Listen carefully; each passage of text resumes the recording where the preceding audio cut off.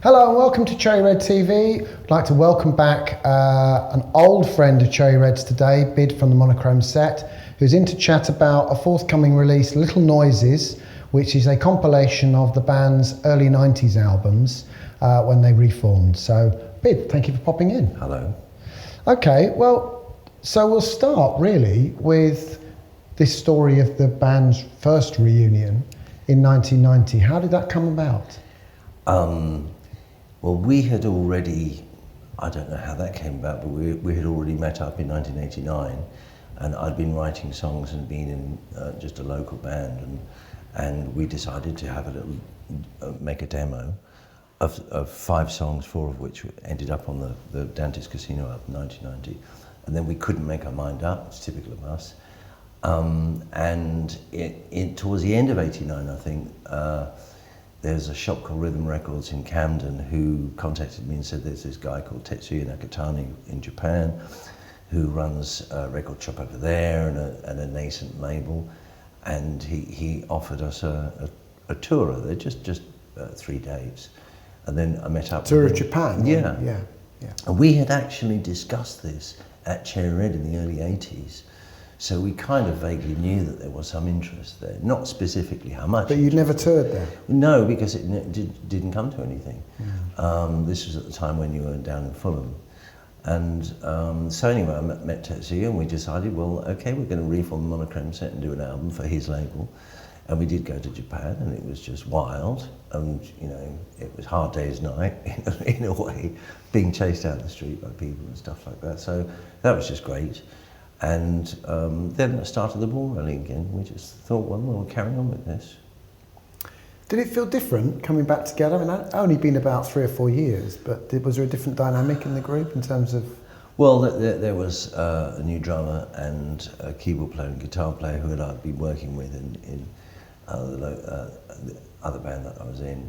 Yeah, so there was a different band dynamic, and also the whole thing was very different. In the 90s, it was extremely difficult in Europe generally, because there weren't so much influence of the weekly papers. Music papers were kind of disappearing, and the internet hadn't started really, and it only really started very late 90s and started being influential in the early part of this century. People forget how recent it's been. So it was very difficult to get gigs and to tour, and and it was a dark period. It was like the dark ages for a lot of bands. So we didn't really do an awful lot in Europe, and it was really just concentrated in Japan. And after the first album, we went with the Drummers record label, and we did more of a proper tour of Japan. So it was that orientated, yeah, so the whole thing was that, when you say the Drummers, was that Honeymoon for the Jack? That was Honeymoon, the second album, Jack? That's okay, right, yeah. Right, so. And, but we carried on, after that, we carried on working with Tetsuya, and we just worked with all the people, everything was fine. That's the way it was. So interesting, because we just put out a compilation called C90, which kind of captures the indie scene as it was in 1990, just right. with the new bands that were kind of coming through.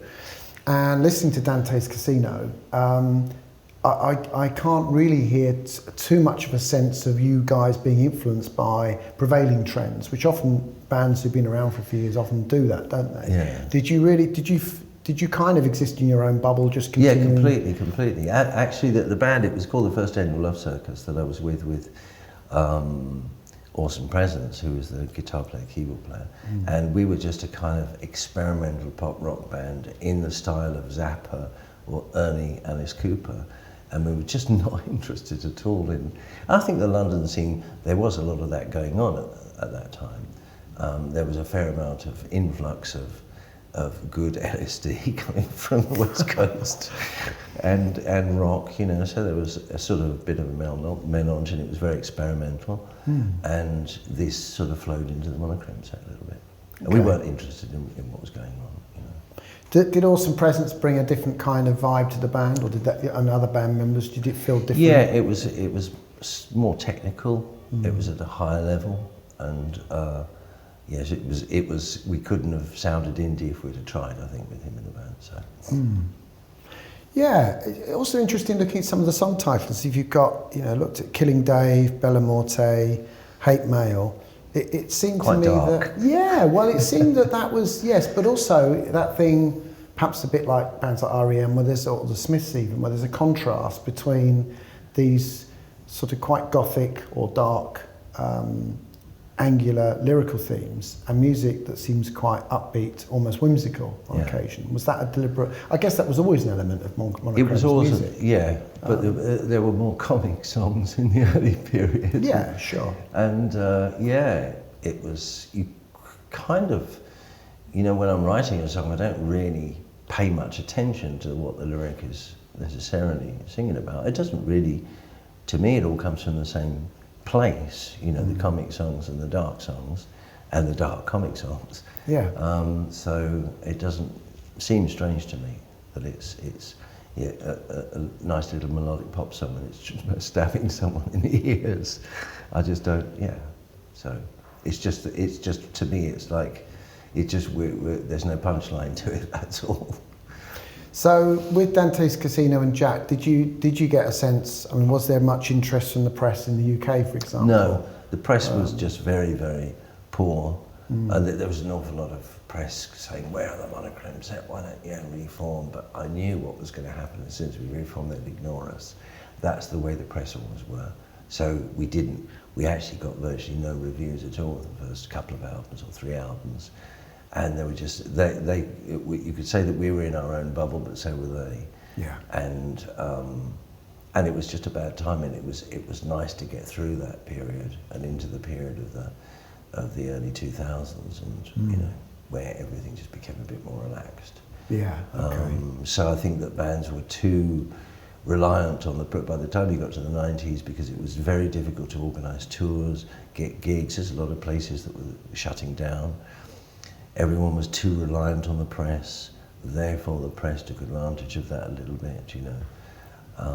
And so, but we just carried on. You had to keep going. You know, I mean, did you guys throw yourselves into it as a full-time occupation, or was this something where you had day jobs and this was kind of... we were all doing other things. You know. Yeah. Trevor was running his record distribution network, and Lester was still a teacher. Andy was can't remember what, in computer science, and then later in charity, and I was still in the fashion business. So it was part-time. So in that respect, it wasn't like you were needing the income to put food on the table. No. Yeah, absolutely. So 1993, Charade, which is the third of the albums in this period. And then we signed to a proper record company. Oh, re-signed. Came back to Cherry Re-signed, Red. yeah. I mean, did that feel, you know, quite kind of interesting? Because obviously it felt the good, history. actually. Yeah. You know, it's because Cherry Red is a stable company, and these other ones weren't particularly. And in a sense, you could say that what we could have done after we left Warner's in 1985 is gone back to Cherry Red, which I mean, Felt remained on Cherry Red, didn't they? Felt stayed on Cherry Red. Stayed on Cherry Red. Well, no, they went to Creation and then came back. And then came back, and we could have done that ourselves, but I think we were just too burnt out by then to do anything. We just split up. Sure. But yes, it just gave the whole thing a bit of stability to be on Cherry Red again. Yeah, absolutely. And I read somewhere that you felt that Charade and the 2 albums that followed, that was the same team behind it. I think it was Toby, he was the engineer. That's right, and the same. And that gave it stability as well. Okay.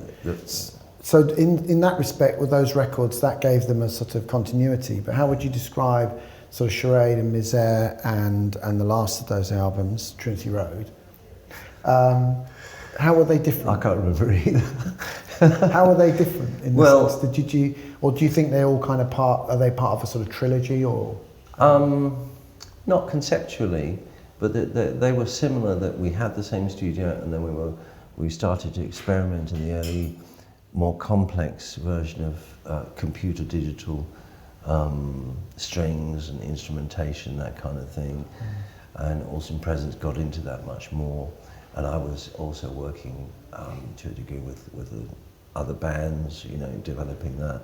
So in the early days, we were kind of working with that a little bit when we were at Warner's, but it was just using floppy disks, you know. Oh yeah. To get, I can't remember what it was called, the emulator, I think it was called, which used a load of floppy disks. But now you could actually program on the screen and things, and it widened everything. So we were there during that kind of transition period, you know. I learned a lot about that. So that was kind of nice to do all that. Okay, and again, what happened, I mean, 93 to 95, that's really the ascendant of Britpop. Yeah. And you can say Monochrome Set, you know, in some respects, are the forerunners of bands like, you know, Pulp and Suede, that kind of arty indie pop.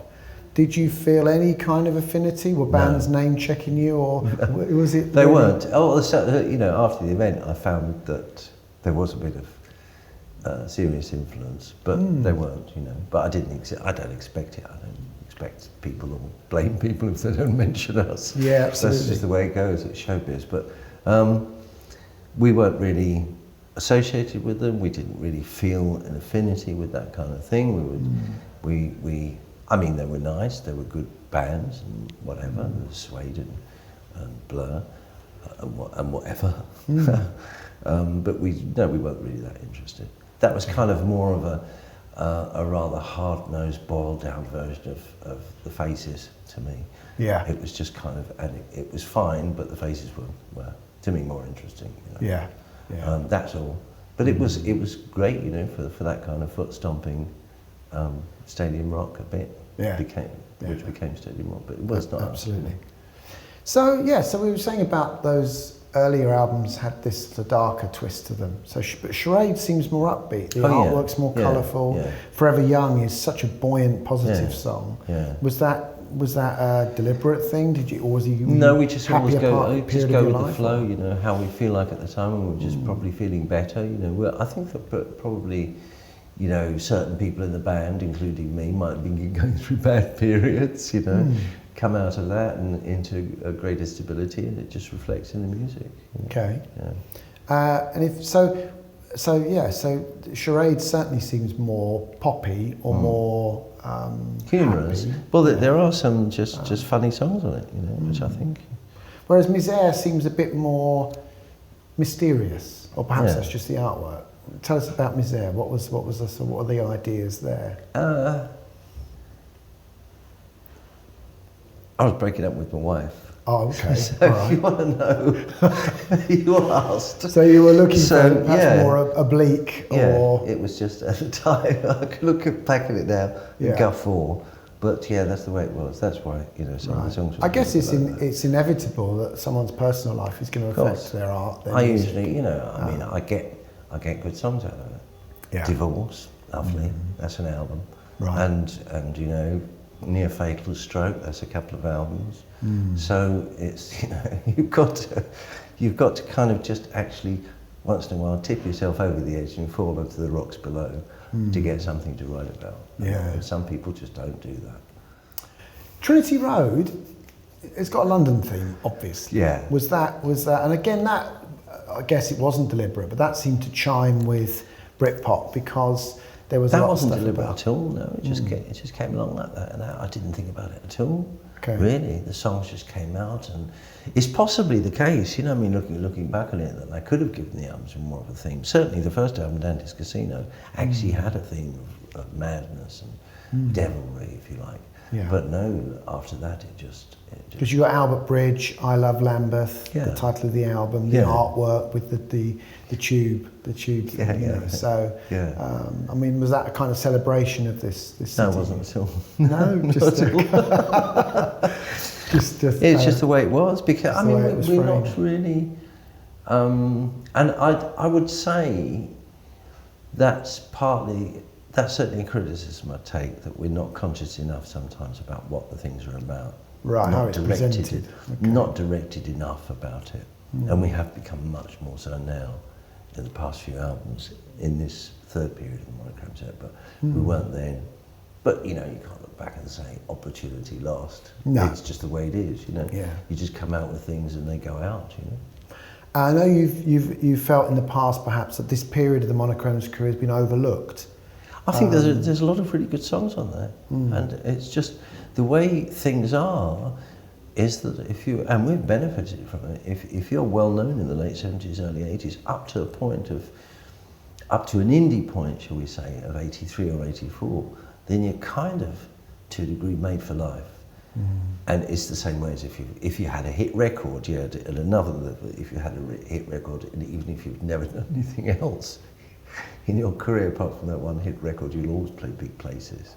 That's just the way it is. Yeah. And with us, we get booked, you know, because we just recently got, of all places, Vancouver, which I'd love to go to. So we got booked just because there's a guy associated with an agency, huge agencies, and he used to be a fan. Yeah. So that's the way it is. I mean, and we play with support bands. Some of them are really good. They're not going to get anywhere, just know, because they don't come from that period. And in that period, those Rough Trade singles, people say we weren't successful, but those singles really sold a lot. They weren't allowed into the charts because they were indie sales, and Rough Trade sales weren't allowed into the national charts. Well, we sold a lot. Rough Trade, you know, He's Frank sold 5,000 the first week, so that gets you into the charts. The first week? Yeah. So that's like a top 10 record now. Yeah. But it wasn't then. And if it was then, they would have kept it down. But so we got you get a lot of fans. People used to go out within 3 or 4 gigs. You'd get 50 followers, you know, genuine followers. And nowadays, you'd be lucky to get 50 after 5 or 10 years if you're an indie band, no matter how good you are. So we're just lucky. That's all. I'm not unconscious of that fact. You know? I know that we're now talking now, and people are going to be watching this video because we are the Monochrome Set and we're this cult band and whatever. But there's an awful lot of bands who are just exceptionally talented, and who could be cult bands if they'd been around 10 years before. Yeah, absolutely. So after Trinity Road, then the fifth of these albums, you eventually kind of dissipated, and don't know if it was a formal breaking up or it just sort of fell by the wayside. I felt that we were just sort of somewhat repeating ourselves. It was getting, for the live work, it was getting a bit of an uphill struggle. Japan was really going through, starting to go through a really bad economic period. And we just felt, okay, you know, that we're just not being able to play at all, so let's just give it a miss. It wasn't a bad feeling in the band at all, just didn't feel anything was happening. And then I went off and did some production work for people and mucked about a bit for a few years, and then I started a new band. And and obviously Monochrome Set are back and still active now. Tell us about what you've got coming up soon.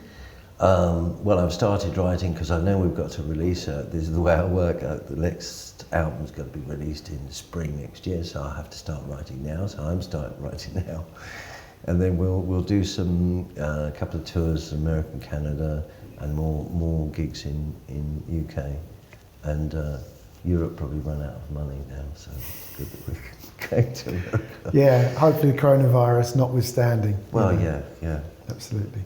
All right, thank you, Bid, for coming in. Great pleasure. Little Noises is out on Cherry Red, end of March. Bring me my green eyes, I shall